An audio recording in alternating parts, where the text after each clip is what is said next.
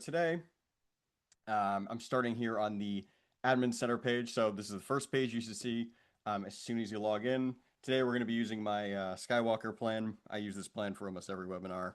But we'll just jump right in. So I can open this up real quick before we jump into the actual process of creating a proposed plan. I just want to give everybody an idea of what this plan actually looks like. So I'm going to head to the blueprint here. Again, I won't spend a lot of time here, but just wanted everyone to kind of get a lay of the land, see what we're working with. We got two clients in their late 40s. They have a child who's 16, so they'll be going to college soon. As we can see, they have a number of different joint and separate accounts. They got car, primary home. They've got a mortgage left over, some other miscellaneous loans and things like that. But overall, they're doing pretty well. If I go over to their goals, we've got a timeline of things here. Like I mentioned, they got a kid going to college soon. So they got college goals starting in 2026, going all the way out to 2029, and then retirement in around 19 years. And lastly, income savings. Overall, they're doing pretty well. They're making a combined, about 260 a year.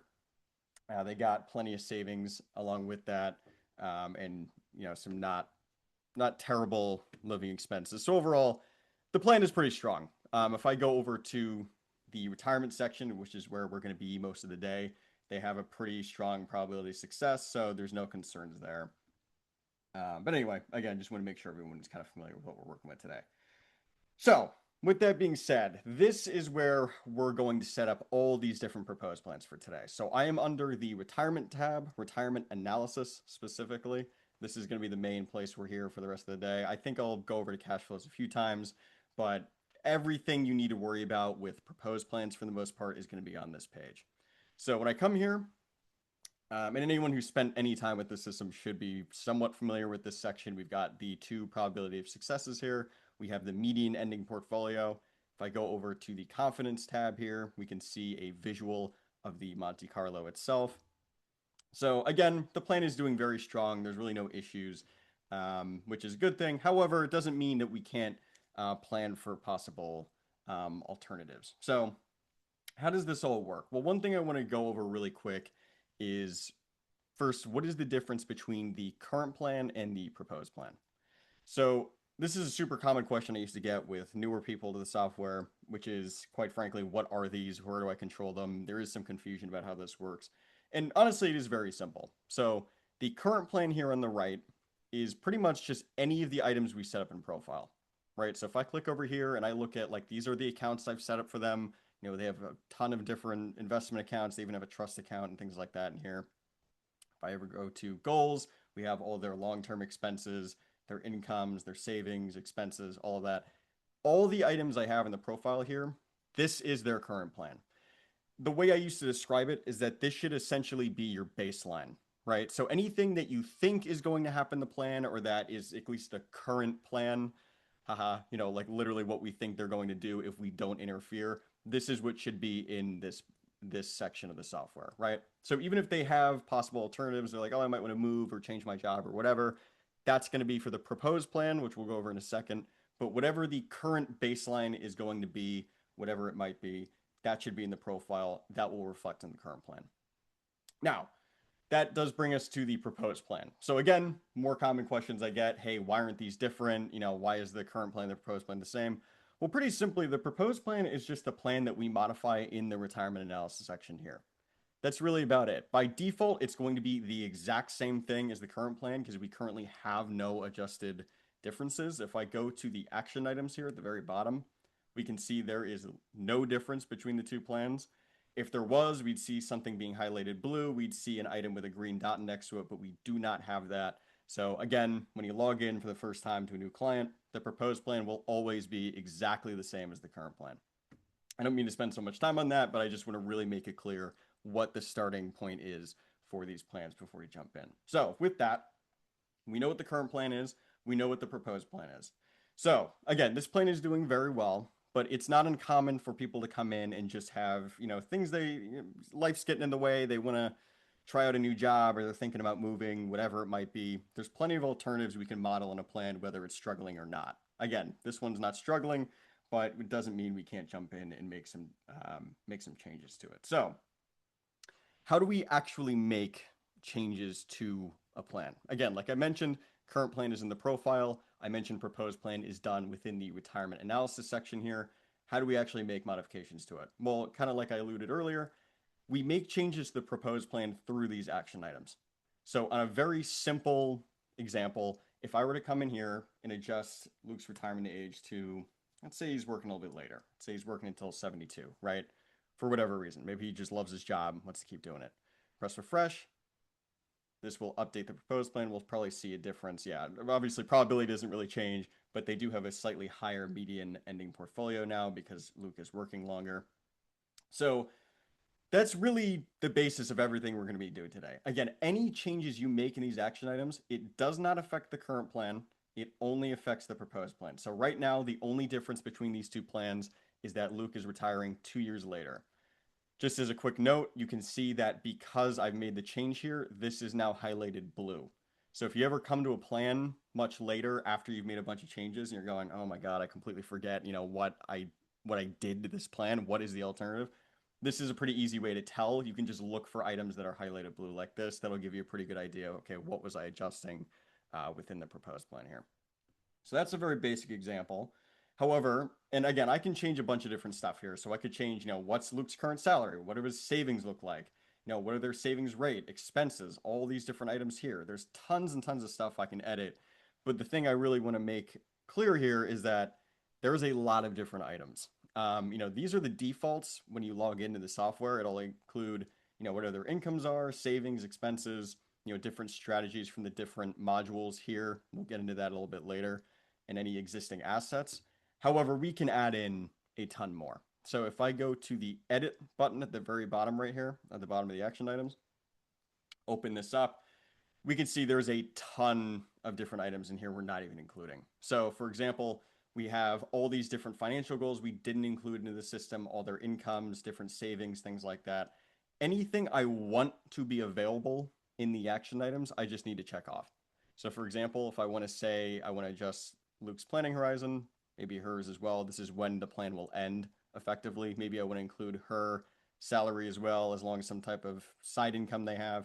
If I press save, it'll then become available in the action items here. So we can see, I have Mara's salary, that side income, both their planning horizons are now available. One thing I want to clear up is there's some people that come to this and say like, oh, well, wait a minute, if I select it, is it automatically changed? The answer is no. Just by adding an item, you're not automatically changing it. You're just making it available to be changed. Why is this important? Well, pretty simply, if you don't need a bunch of items on here, take them out. For example, if I'm not going to adjust their savings today, I can just uncheck that, press save, and they're going to be removed from the action items. It just makes it look cleaner, especially if you're doing a presentation. There's some people that come in here and they enable every single item, and then they're doing the presentation and there's 100 different items in the action items. It's very hard to keep track of what's going on. So generally what we recommend is once you're done building a proposed plan, just go through, take out the stuff you don't need. It just makes it look a lot cleaner. It's a lot easier to explain what the differences are. So definitely do not underestimate the ability to, kind of make this look a little nicer. Again, I've come to this and seen hundreds of different items here. I have trouble figuring out what the difference between two plans are.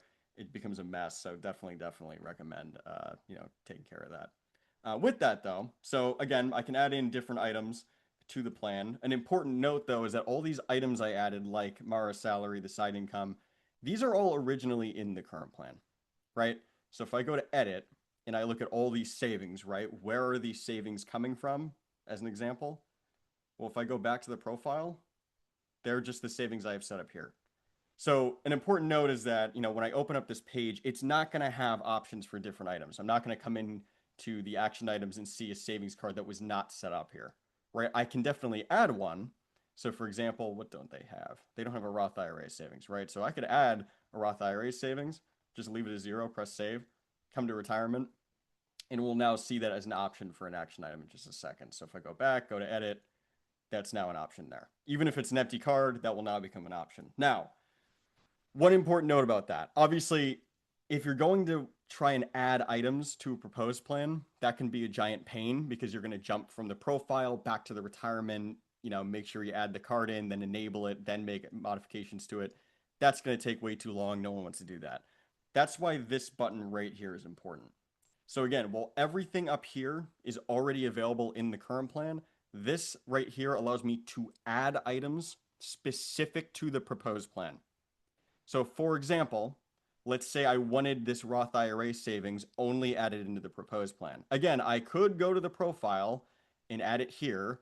I don't recommend doing that because it's going to take too long. You got to make all the modifications, go back, adjust it, all that it takes way too long. So what you can do instead is if you're already just in the retirement, you want to add a Roth IRA savings to this proposed plan. Very simple. Go back down to the bottom of the action items on this retirement analysis page. Go to edit, add new items, savings, Roth IRA. And we can add this card in now specifically to the proposed plan. It doesn't affect the current plan at all. This is purely within the proposed plan, it has no impact. So this can definitely be very important. I'll make this one very basic. Just say they're going to contribute $1,000 from now in retirement. Press save, and we'll see this item now added in here. So we can see it here.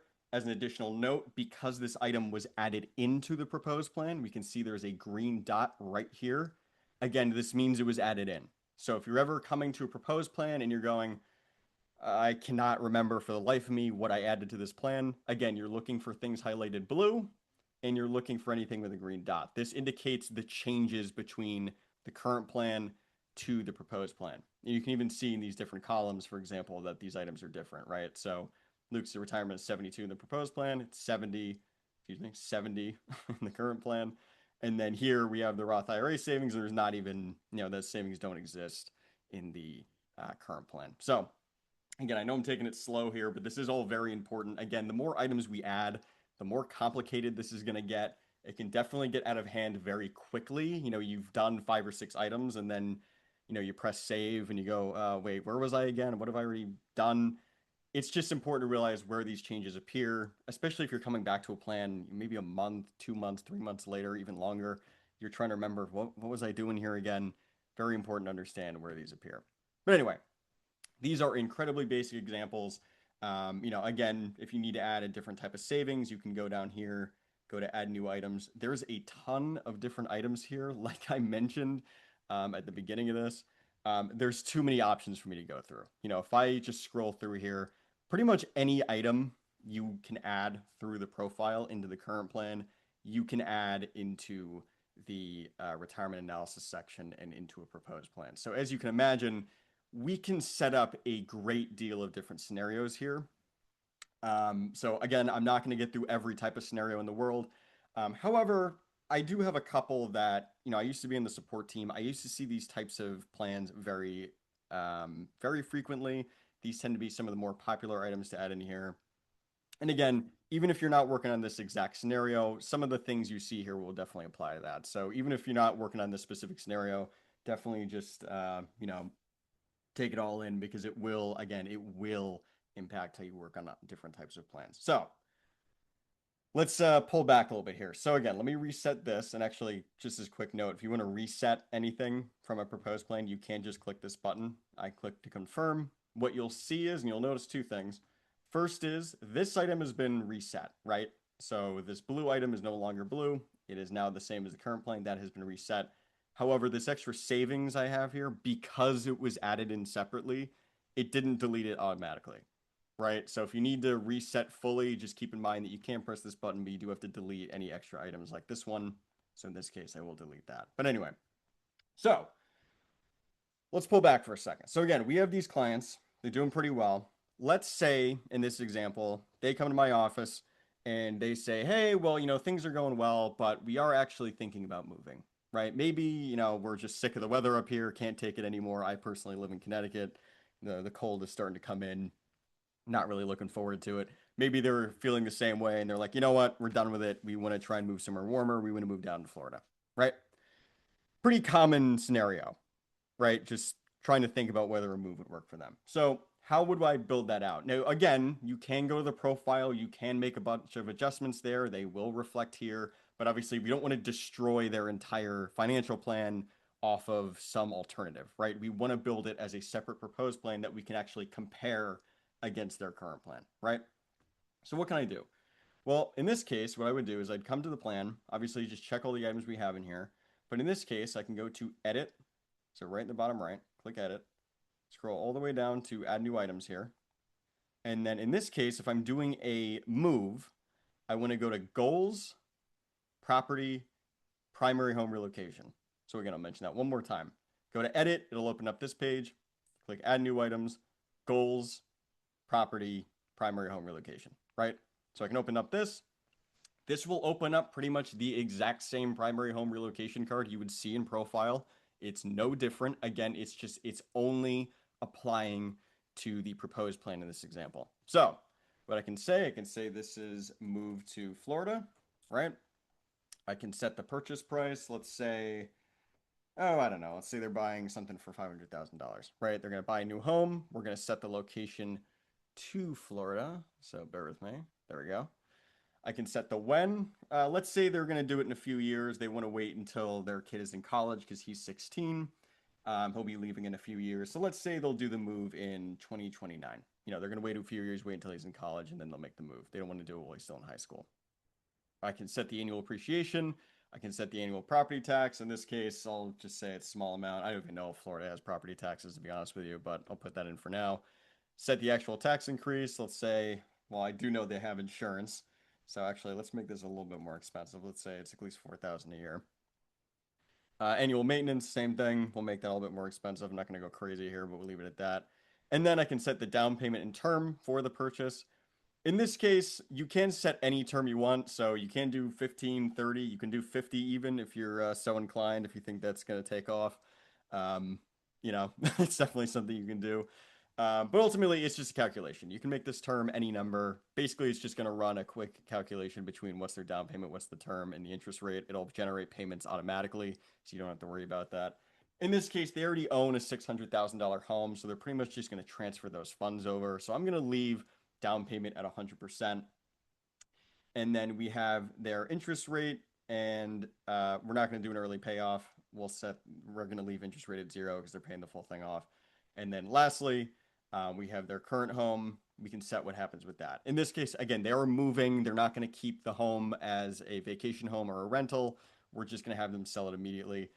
As a note, sell immediately does not mean sell exactly this second. It means sell when the home relocation occurs. There's definitely some confusion on that. But again, it means sell immediately upon us hitting 2029, not sell immediately and then they're living on the street for 4 years before they move in, right? So I can press save. This is all set. Wait for it to load for a moment.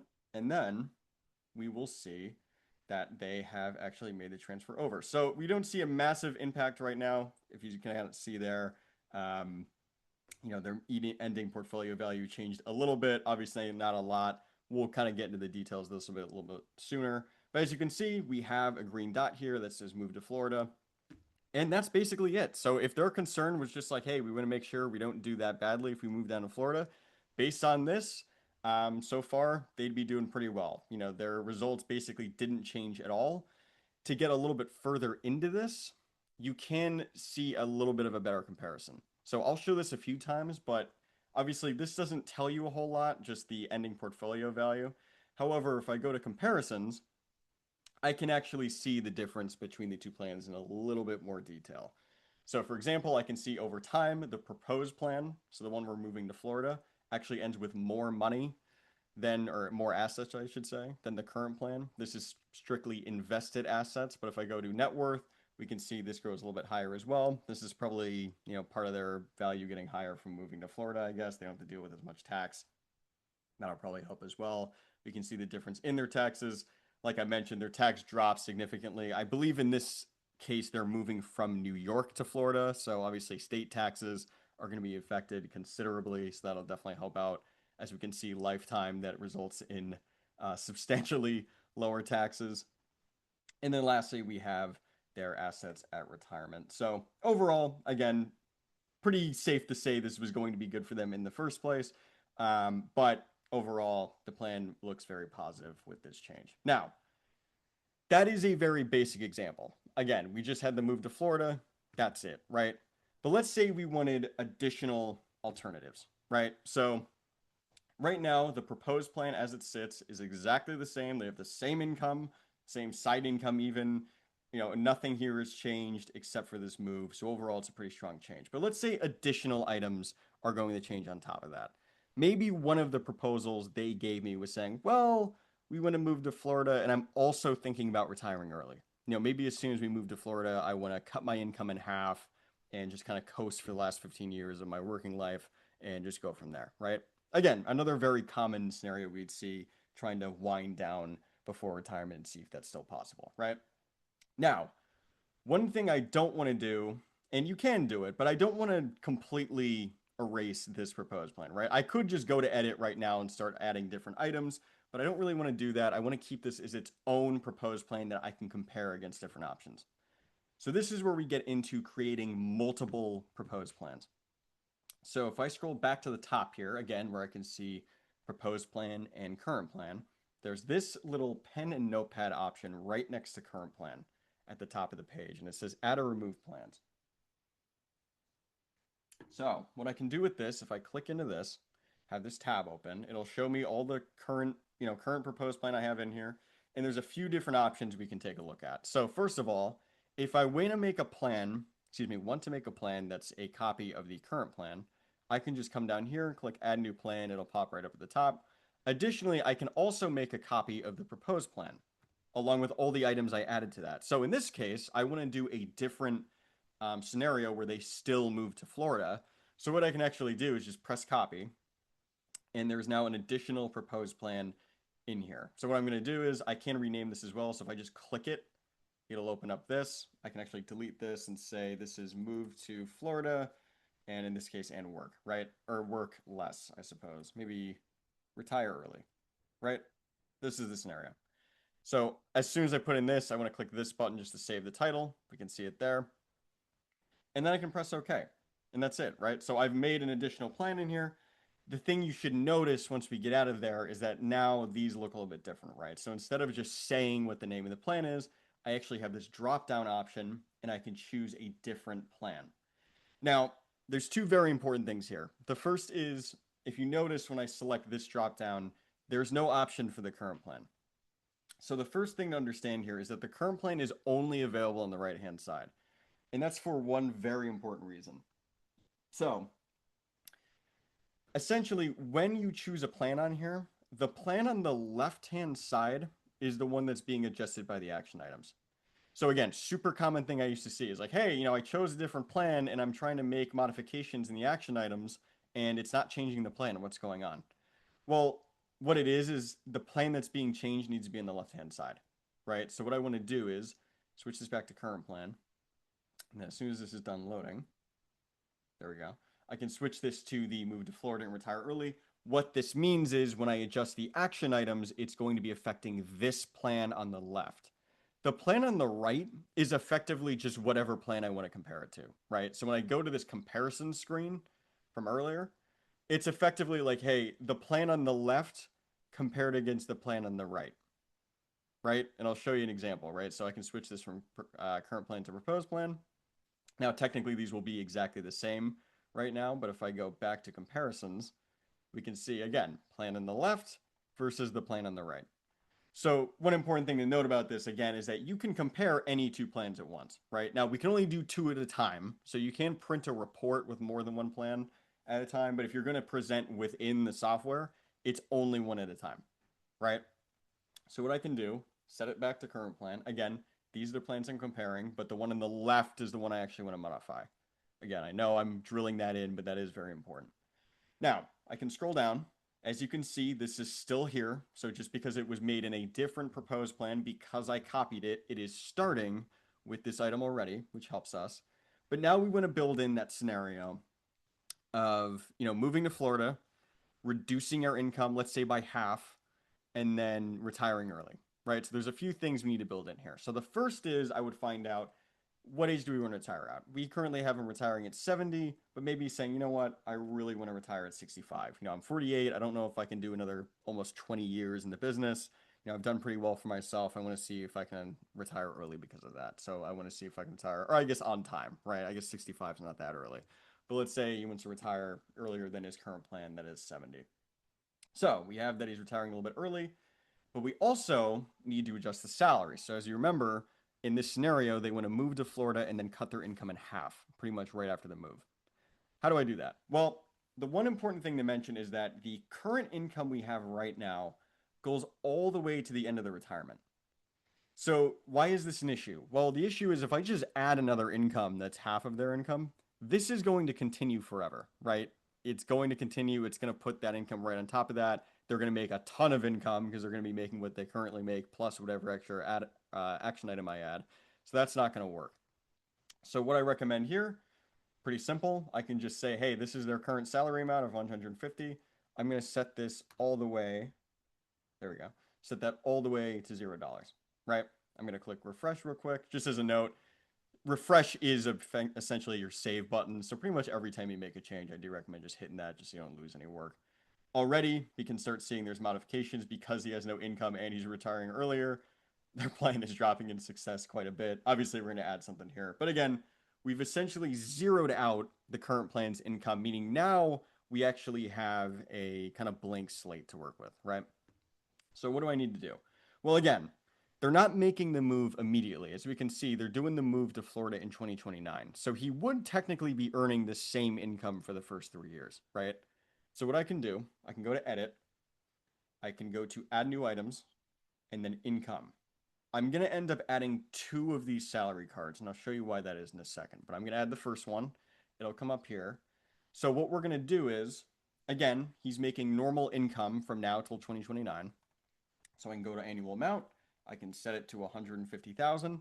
It's already started, except this time I'm going to set the income ends date to calendar year 2029. Actually, excuse me, in this case, I'm going to set it to 2028. So why is this? Well, again, we've zeroed out the normal income from the current plan, but they're going to make their normal income for a few years. Now, an important thing to mention, and why am I putting this at 2028? Essentially, income ends means the income stops December 31st of the given year, right? So if I were to put in 2029, like I said originally, it means this income would not end until the very last day of the year, 2029. In this case, a primary home relocation is going to occur on the first day of the year. So if I have them move on January 1st, but he makes his own income until, or his old income until end of 2029, we're essentially getting an extra year of income that we shouldn't have. So in this case, always kind of remember income ends means December 31st. By contrast, income starts means January 1st, right? Very important when you're setting these up. You'll pretty commonly see, you're setting up all these different types of savings, expenses, incomes, whatever, and they have a year of overlap. It's typically because a date like this is just out, further than it should be. That's typically going to be why you see that. Now, anyway, with that being said, we have the income set up. It's going to end at the end of 2028, which is exactly what I see. I believe the original one has a 3% increase as well, so we'll keep that there for now, and then press save. So what we should see is that this item will be in here at 150. Again, it has this green dot. Oh, and actually, an extra thing we'll do here. We'll say Luke's, let's say salary before Florida move, right? So we can say that. That way we have, some idea of what this is. As you can kind of see, if I left this as Luke's salary, this could potentially get very confusing. This way we know exactly what this item is supposed to represent, which is his income before the move. Now, we have the income before the move. We obviously need the income after. This is a lot easier. I can go to edit, add new items, income, salary, and this time we'll just set up whatever his income is supposed to be after. So we said it's going to be roughly half. Let's say 75. Let's leave it at 70, right? He's making $70,000 a year. Maybe he's working part-time or he just consults for his business now or anything like that. This time, income starts should not be already started. I can instead set it to calendar year 2029. Now, again, income starts means January 1st. So as soon as they make that move, they're going to transition over to the smaller income. And I'll leave this at 3% to show that's keeping up with inflation at least. In this case, the income will now end at their retirement, which is sooner. But because I've adjusted the retirement date, I don't have to worry about the exact calendar year. I can still leave this as Luke's retirement and we're all set. Anyway, press save. And then we should see the additional income here. And naturally, I forgot the title. So I can say real quick, I can open up the card again. Actually, I should mention this. Once an item is added like this, you can just click it open again. I didn't realize I didn't mention that with this one, but if you hover over this, you can see there's an underline here. I can just click it. It reopens the card, and I can now say, this is not Luke's. There we go. Luke's salary after Florida move. There we go. Perfect. Press save, and now we have these built out, so that's a little bit easier. Perfect. Okay, so now if I scroll back up, there we go. So we can still see, hey, you got 100% probability of success. You did definitely take a hit to the ending portfolio. You overall made less money, which is definitely going to have an impact, but they still have a 100% probability of success. They're still, on track to, end their lives with plenty of assets remaining, which is good to see. They're not going to be any danger because Luke decides he wants to work a little bit less in his later years, which is good. So with that, we can now kind of move on to the two sections here. Again, this is more for presenting, but you can also get some good insights from the actual differences between the two plans. So for example, you can jump over to confidence. Now, confidence will only ever display the plan on the left-hand side. Again, you can technically print a report with multiple plans present, but the one that's shown in the system is only ever going to be for the proposed plan and then, comparing it against the one on the right-hand side, right? So again, we have the Monte Carlo sim for the proposed plan. I can jump over to comparisons. In this case, we can now see, hey, this has substantially less assets than the current plan, at least invested assets. I can go to net worth. Again, similar idea. They're ending with more than $6 million less than when they did in the current plan.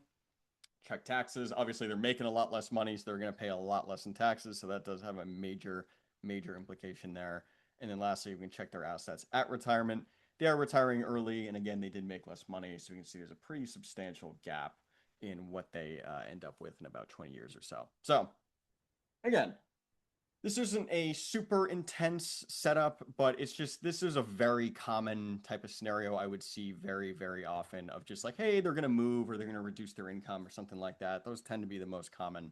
And again, overall, it's really not that hard to set up. The things you just want to keep in mind, again, you can add any additional items here. So again, if I was going to do this as they were going to add, maybe they were going to buy a different car as soon as they got there. Maybe they want to model different scenarios with like, hey, we're going to go on a huge vacation for a year, bring out the entire family. What's that look like? I could go in, check different types of income. Again, if you have a scenario where somebody quits and starts a side business, same thing, right? You can make new income items, change the timing on them, see if the plan still works out. Same thing for savings, same thing for extra expenses, insurance, even proposing new annuities. So again, there's a lot of different scenarios here. Obviously, they can make a big impact. But the other thing you want to keep in mind is you need to zero out whatever's from the current plan. Again, if you're going to add in a new income scenario like we did here, you want to make sure that the original income scenario from the current plan is not interfering, right? So that's definitely an important note. But that's most of what, making these plans looks like. Again, it's just kind of checking your work, making sure you're not double counting anything, and that really makes up the most of it. Now, as I mentioned, that is a pretty common scenario, right? This is very easy to understand. Again, this isn't anything crazy. We're just moving the client and then changing their income, right? But one scenario I want to go over, this is more complicated. This is not something I saw super often, but this is very important. And if you need to set up something like this, it can be very complex, but again, very, very important. Now, before we jump into that, I'm going to have to add in an additional plan. Now, if you're anything like me, you might start seeing an issue here, which is like, hey, if we start adding in additional proposed plans, I'm eventually going to forget what these were. I have a title for them, but I might not remember every single card in here that's supposed to be related, right? So one recommendation I definitely make, and in fact, this is what I would consider the most important use of this function, is to leave notes. So if you see the very bottom of the action items here, again, if I scroll all the way to the bottom of the retirement analysis and the action items, there's this section for notes. So I can open this up. And one thing I absolutely recommend doing is just writing yourself a note on whatever these plans are.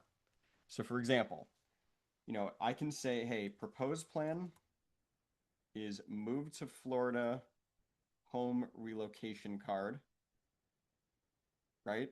I can even say, this is, what's the other one? Move to Florida, right? So move to Florida, retire early, has reduced, let's say, earlier retirement new income cards and home relocation. Anyway, that's a lot, but I can press save and it will now be available at the very bottom here. So again, I cannot stress how important this can be. This seems like such a minor thing, but the amount of times we got asked to jump into a call with somebody and they're going, oh man, I really can't remember what I was trying to do in this proposed plan. And, unfortunately, I have to sit there and go, I don't know either. I can tell you what different cards are on here. I can give you a guess as to what you were trying to build. But ultimately, if you forget what it is, I don't know, right? So even if you're going to name your proposed plans, you know, anything like that, if you're going to have more than two or three, I absolutely recommend to put notes in here. Again, you have no idea how important this can be. If you're coming back to a plan 6 months later and trying to remember what you were trying to do, this tiny little note here can possibly save you. So definitely make use of that. Believe me, it's a massive help. This is one of the top recommendations I have for this tab. So it's definitely important. But anyway, so what is this other scenario I was talking about? Well, again, the one we just went over is generally pretty simple. We added a home relocation, we adjusted some incomes, that's about it. However, there are some scenarios that can get very, very, very in depth. Now, I'm not going to go through, again, a ton of these, but I'm going to give you one that I definitely recommended for certain plans, which is what happens if one of these clients passes away early. Now, as soon as you hear me say that, you might think about our life insurance module. So if I actually go to the insurance tab quickly, we actually have a module for this. So it kind of now does an analysis of how much you would need in life insurance if one client were to pass away. Now, this is a great tab for that, don't get me wrong, but one thing I always kind of mention is if the scenario you're talking about is becoming less of just a discussion of what's a comfortable amount of life insurance to have and is more like, hey, this is something we really need to sit down and think of. Maybe we got a bad diagnosis. Maybe my parents died at a young age and I'm really concerned that that might happen to me. I need to make sure my family is going to be taken care of. When it becomes a much more serious conversation, I absolutely recommend moving this over to the retirement analysis. And the reason is we can build these proposed plans with a lot more detail, right? So in this case, if I go here, again, I'm not going to do a scenario like this, right? So it's not going to be a copy of the proposed plan. It's not going to be a copy of this one. I can go to add new plan and I can name this let's say this is a early death scenario, right? Now, again, this is a little grim, but I do bring this one up because, again, it's not super common, but when you need to go over something like this, it's very important and it makes understanding how these systems work a lot more important, right? So I have the early death scenario on the left-hand side. You notice, or you should notice here, that I do not have the items from the other proposed plans, right? So if you notice, I do not have that home relocation card. I don't have those extra incomes, right? If I go back, they're still there. If I switch back over, you should still see those in the action items. However, because this is a different proposed plan, it does not carry over those items if I don't want it to, which is good. So that's just one note. Again, if you make a different scenario, as long as you don't copy it from anything, you should have kind of a blank slate to work with, which definitely helps us out. Now, what are the items that would be important in a plan like this? And again, there's a lot of different potential items that we can use here, right? Well, the number one is if I go to edit, we need to adjust these planning horizons, right? So let's add in Luke and Mara's planning horizons here. I can press save. And what we should see, give it a second, there we go. So what we should see is those items are added in here. So let's say this is for Luke. So we think that, again, maybe his father died young, or something like that. He's very concerned. Maybe there's an illness in the family that he's concerned about. And it's like, hey, you know what? I need to know if my family's going to be taken care of if I were to die at 50, right? Well, I can put that in, press refresh, and we will immediately see that kind of impact in the plan. We can already see like, hey, it takes a huge, huge drop, right? Because you're losing all that income, that has a major impact. Now, one thing I'll mention, this goes more into this specific scenario, but if a client dies, the only thing we will assume is that their general living expenses will decrease about 15%. That's the default, right? So, as you can imagine, there's a lot of other potential things we might have to add in here, right? Because Luke's dying early, she might have to work longer, right? The surviving client, right? So Mara might have to work until 70, right? Her planning horizon might go down. The stress from something like that can have an effect. Their retirement expenses in this case might actually go down because there's less of a client to there's less, expenses they have, and it's only one client. Now, again, this will automatically decrease by 15%. If you think it's going to be more dire than that, maybe it drops by 20, 30, something like that. You can adjust it lower, but that's automatically taken care of, so we'll leave that one. In this case, any of Luke's savings will actually just automatically stop, so I don't need to adjust these, but I am going to remove them, right? I don't really care what his savings look like, because quite frankly, it's not going to be in the plan anymore, so I can just disable that. However, I do think her salary might be impacted, right? So I can add in that. I can actually add in Ben's college go as well. See if there's anything else I can think of for this scenario, right? I'll leave that for now. Press save. I'll have some additional items in here I can work with. So great. Let's say, hey, maybe she has to take more time at home.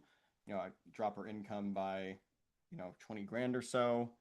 Starts putting a little bit less money towards her savings. Again, there's a lot of different potential things that can happen. Press refresh. And we should see, again, it's getting more dire, right? Now, additional things we can do here. Again, there's a lot of things that might potentially change. I can have them sell the car sooner, right? So I can have them do, they'll sell, I guess he passed away in 2 years, right? So they sell the car in 2028, right?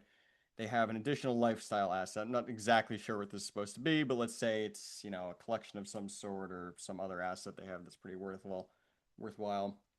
I can sell that as well. I can go into edit. I can add additional items in.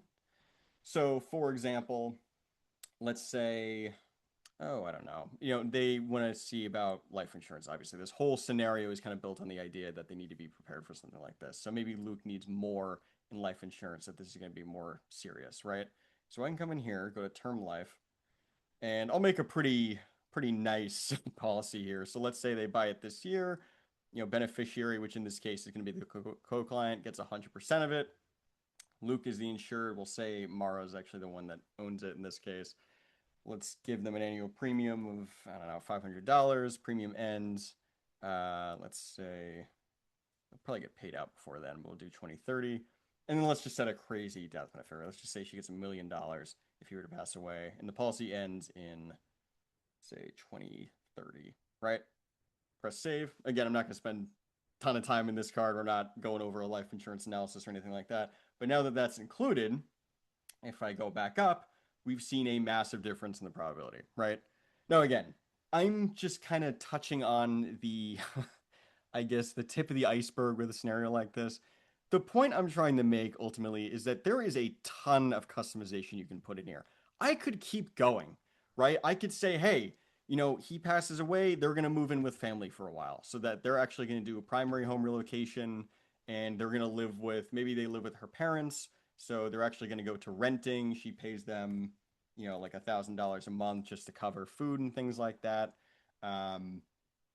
They do it as soon as actually Luke passes away. I can set end of plan. They're going to sell their home immediately. Press save, and we'll probably see an even bigger jump in the renting portfolio value because now she ends up moving in with them, right? Again, now it's jumped up almost to what it was before. And again, I could keep going. There's so many things I could add to this. It's hard to predict what could happen in a scenario like this. But again, the point I am making is that there is a ton of customization you can do for this. Again, you can keep going. Does she buy a car? Does she move out of her parents again? Does Ben have to reduce how much he's going to pay for college, right? Does he have to go to a, not as nice a college and pay less to help, make up for the change in expenses or income, right?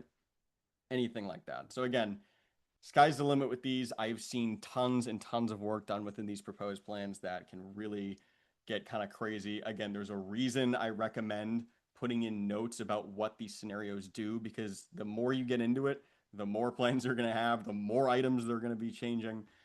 It gets hard to keep track of. So definitely make sure, you're taking your time. You're not double counting anything. Everything makes sense within the, I guess, like the canon of what's going on with this scenario, and then make sure you note it down. Again, very important. Now, that's pretty much the big overview on how to adjust all these items. A few things I want to go over real quick while we're here just for presenting this type of data. The first is, if you may have noticed there's this item right here that says future dollars, and there's a little gear icon.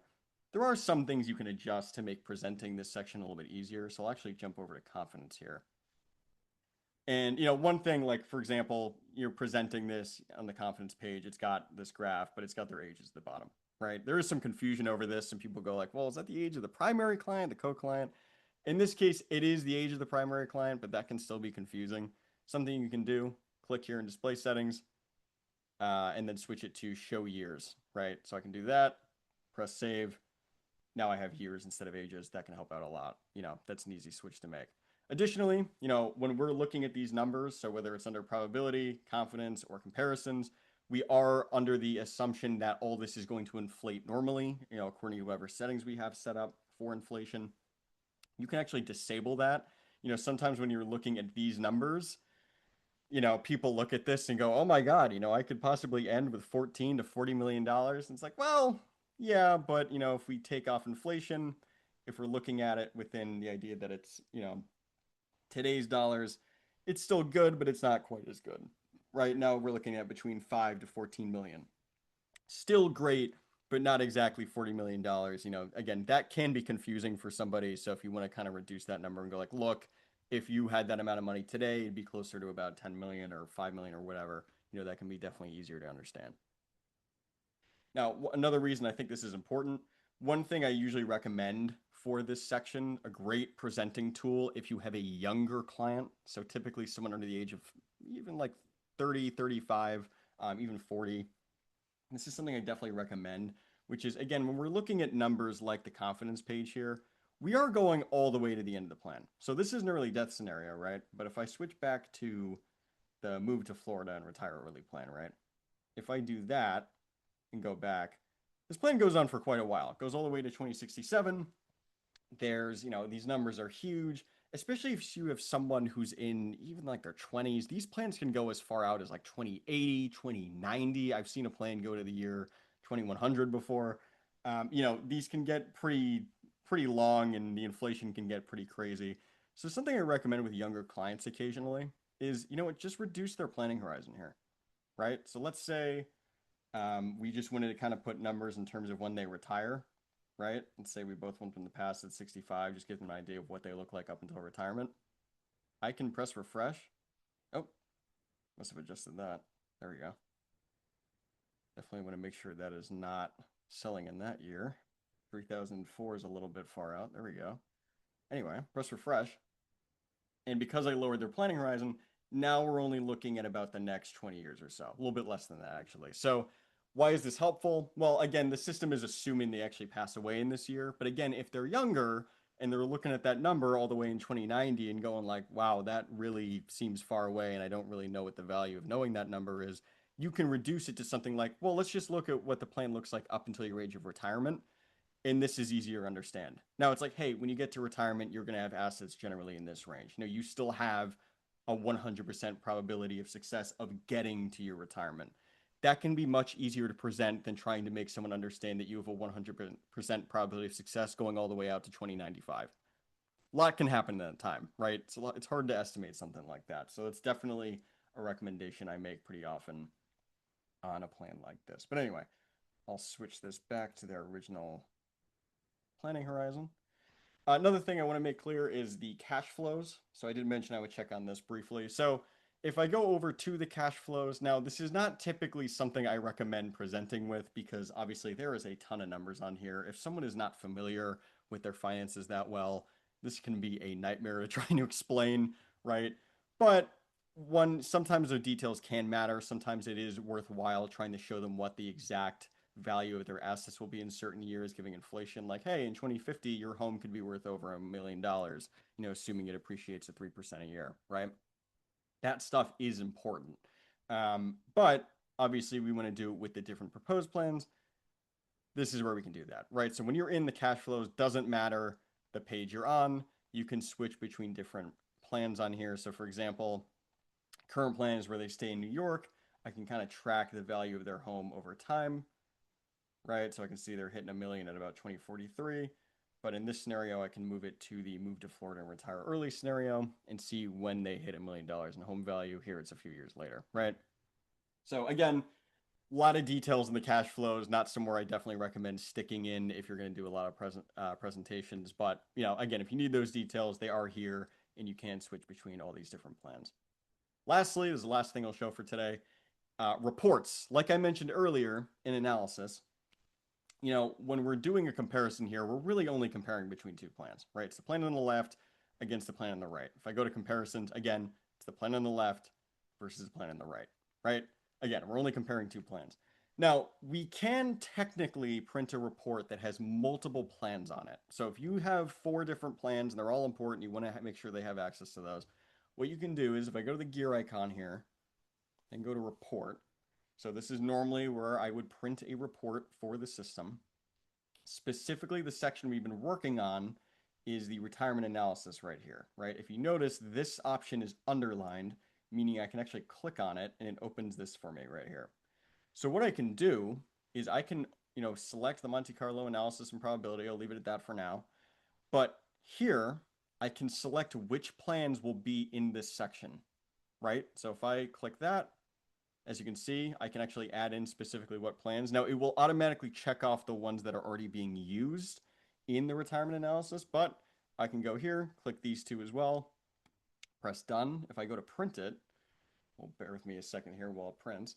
What we'll see is because I've had all of those enabled, they're all going to show up in the report. Now, they're not going to show up in as much detail. For example, we don't get the comparisons page in the report. That's something you'd have to print from the software itself. But if I scroll down here, now we have at least the probability for all of them. So again, we're only going to really compare 2 at a time. You're going to see the confidence graph for, one of them instead of all of them. However, you can still get the probability and ending asset value of all 4 of these. So if that's something you need to see, that can be on there. And as you can actually see as well, because I was set to today's dollars, that's what reflects on here. Same thing when I go to the graph, it's showing the years instead of the ages. So definitely important. But again, really the important note here, if you need multiple plans on here, this is probably the best way to do it. Otherwise, again, you are going to be restricted to just kind of presenting 2 plans at the same time. So that is important to mention. But again, that really does it for the presentation. Again, there is a ton of different items you can potentially add in. I barely scratched the surface of all the stuff you can do with the proposed plan. But again, the stuff I showed you, all that holds true no matter what type of plan you're showing, right? All these different items, I can take them in, take them out, make adjustments. I can add in my own items. I can zero out an item from the current plan and make a replacement in the proposed plan. I can add in new assets, take away, adjust sale dates, whatever, right? So definitely a lot of possibilities with this. I always recommend you make modifications to plans like this, get used to it, get better with the tool. This can definitely help out a lot. And again, this is also a great tool to just, do a presentation with. Once you get comfortable with this, it is very easy to adjust the stuff on the fly, right? So if they come in and go like, whoa, whoa, whoa, whoa, after I make the move, I'm not going to be making 70,000. I'm going to be making at least 100,000. Great. Come in here, make the adjustment, press refresh. It'll reflect immediately, right? So you can make those on the fly changes, makes presenting much, much easier with the system. So overall, a great tool. Definitely recommend everyone give it a try. Even if you don't use this type of tool for presenting very often, those proposed plans can definitely make the job a lot easier.